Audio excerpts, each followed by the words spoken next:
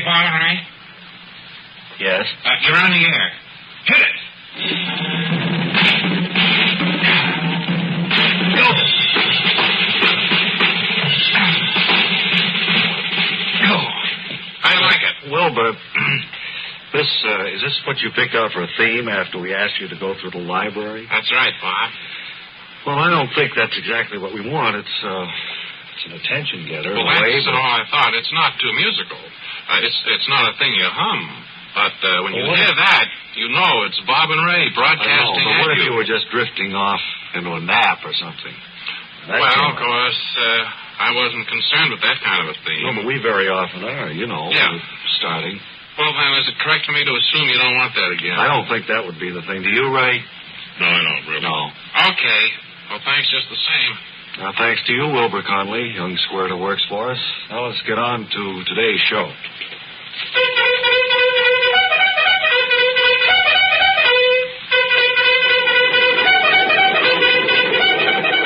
Captain Cavalry of the 212th.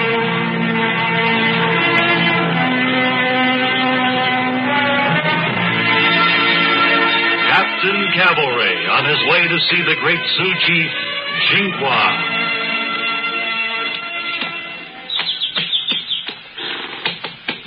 Captain Cavalry, order your men to dismount. I think I see something on the ground. All right, Dakota. Troopers, dismount. Men, at ease. Off your horses. It's this arrowhead line here, Captain. Looks like trouble. It's still quivering. Well, they taught us all about quivering arrows at the point, Dakota. It might not mean anything. Begging the captain's pardon, Captain, but you know precious little about engines. That's a Sioux War era. Well, what makes you so sure, Dakota? Well, because the arrowhead is longer than the shaft. That means their backs are up. No nonsense, Dakota. The Sioux wouldn't dare attack this column. Over, Captain. Here comes a Sioux War party with them short arrows. Better deploy your men, Captain. I'm under orders not to fire, Dakota. Men, in your saddlebags, your rifles, put. You know, Captain, what they teach you about engines at the point, you could put in a full-up canteen. I've got a few tricks of my own, Dakota. Sergeant Stucker? Yes, sir, Captain. Sergeant, I want a corporal to pass among the column and dispose of any ammunition the troopers may have. That's a good trick, Captain. That'll stop the Sioux, I don't think. I don't see them throwing their bows and arrows away. Oh, here comes Schwicker, their chief. Easy, Dakota. Why does horse warrior take bad sting of thee from fire stick of his men? Because we come to speak peace, Jinghua, with the great chief of the Sioux. Also, we show we are not afraid by toning down fire sticks. Jinghua, understand. But does courageous horse soldier mind if my brave not throw away bow and arrow? We learned this trick from Chiracua. Only if Jinhua's braves will turn the other way so they do not face my troopers. Captain, I know engines. It ain't enough getting them to face the other way. They can always turn around, you know. Easy now, Dakota. Who is wise man who just spoke? Captain in charge of many people dressed in blue. He's Dakota Purvey, Jinghua. He knows much of your folklore. Your Dakota Purvey learned well, Captain of soldiers whose fire sticks have no pep. Braves, attack and do much damage. Then, up again, mount. Out of saddlebags, rifles full. Corporal, among the troopers, pass. And ammunition, hand out. I think it might be a good idea if you told them to cover. Take two, Captain Cavalry.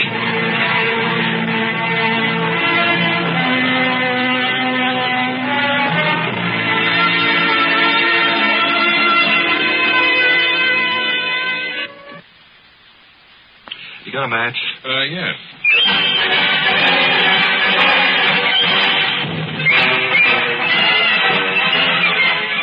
Hello, and welcome to Testimonial Time. Today we have with us two New York doctors who have proven beyond the shadow of a doubt that, doctors, besides proving things here and there, do you have practices? We gave up being doctors as such. We found there was just too much time being spent making the ordinary house call. I I see. And are you happy with the decision you made? Well, 10 years ago, there wasn't too much to be proven. So we had it rough for a while. But it wasn't too long before things picked up in the proving market, and it gave us a great opportunity. How many things have you proven between you? Oh, I'd say that we've proven about 700 medical facts all told. And that's not counting the borderline stuff, proof we couldn't definitely substantiate. Well, you two must be kept pretty busy proving all those things. How come you were selected to do the job? Well, it's mostly because we're New York doctors. There were two Cleveland doctors who applied for the job, but apparently their word didn't carry too much weight. It's lucky they didn't get stolen when they were interviewed. And is the purpose of proving things, do you find more lucrative than that of having just a general practice? Well, last week we got $6,000 for proving that some headaches are caused by the fact that many people have noisy blood. And you were never paid that highly as a general practitioner, is that right? Well, we weren't working together at the time, but when we got together and became two New York doctors, we compared incomes and found that we had not been doing too well as one New York doctors. Doctor. New York doctor.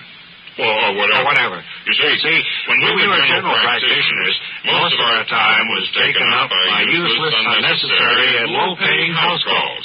Occasionally we'd run into a nice, well-paying fracture, but those were the exceptions rather than the rule.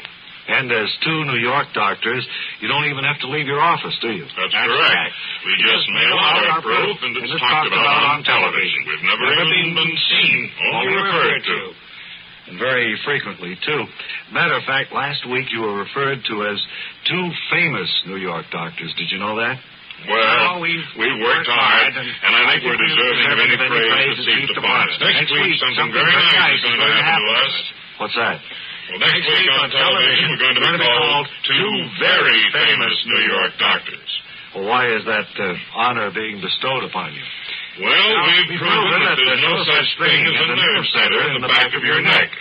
And that if a person is jittery, it's because he's waiting for a headache to strike. Well, I thought being nervous was caused by having undrained sinus cavity. Oh, nonsense. It's pure pap. We stake our reputation as two New York doctors on that. Have you proven it? In laboratory tests. Well, that's good enough for me, New York doctors. Now our listeners have heard a good deal about you two. May we know your names? George Henry Wallace, mentor.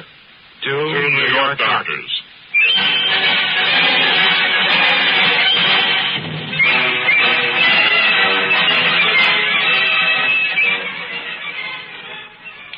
Here now is another member of our staff.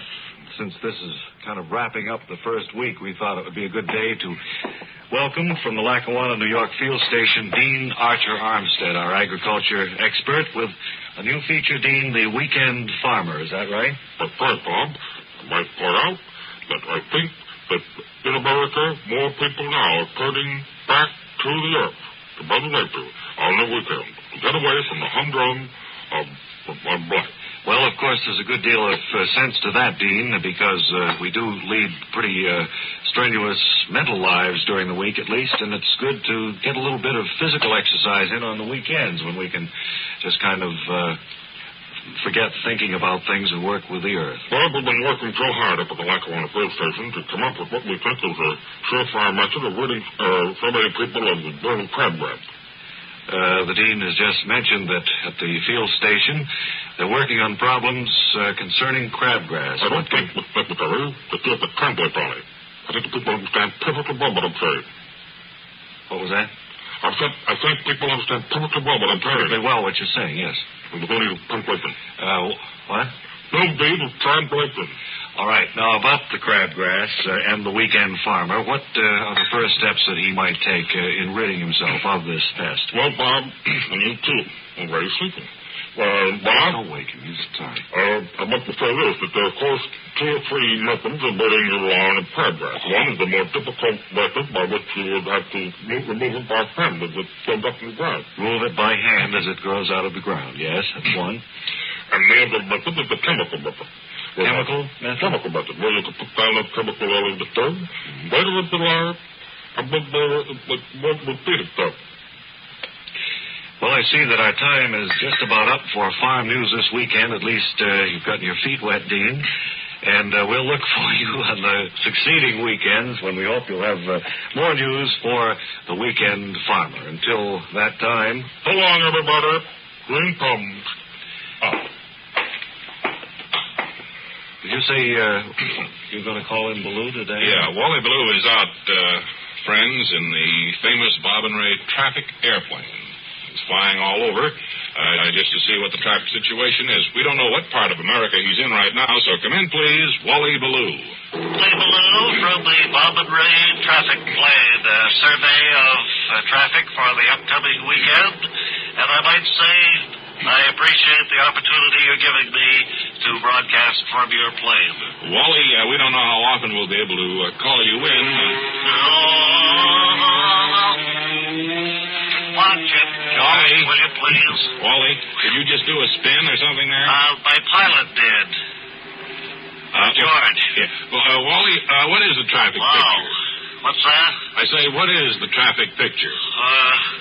Wait a minute, Ray, until I just gotta get my bearings here. Righto. I dropped my papers.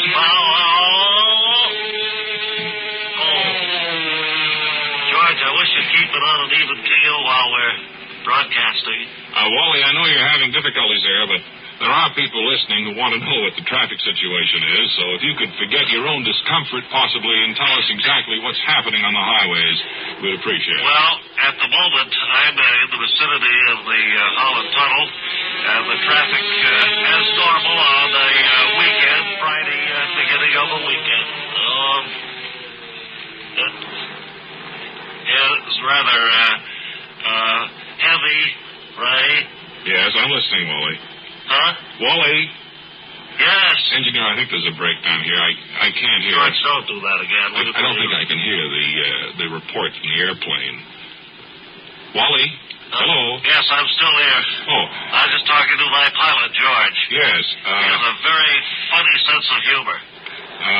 Well, what can we look forward to in traffic? I mean, how far away or how far can you see from where you are? I can't see too far. It's fairly hazy where we are. And this is Radio's Wally Ballou returning it to Bob and Ray in New York. Wally Ballou in the famous Bob and Ray traffic plane flying somewhere over America this week in New York, I guess. And I'll try to make a better cut it in here, please. We don't want any more. Engineer, please. Great. Yes. Now then, let's see. Do we have anything else to do before we sign off for the week? Well, just about time to say goodbye, I think. Not much more than today that. and for this week. We want to... The end of our first week, isn't it? Just think of it. And we want to thank everybody, too. Vic Cowan and Kirby Ayers, Tom Sheehy, our engineer, Joe Capibbo, our sound man, and Wilbur Conley, the young squirt who works for us. Yeah. So, until the next time, this is Ray Goulding reminding you all to write if you get work. Bob Elliott reminding you to hang by your thumbs.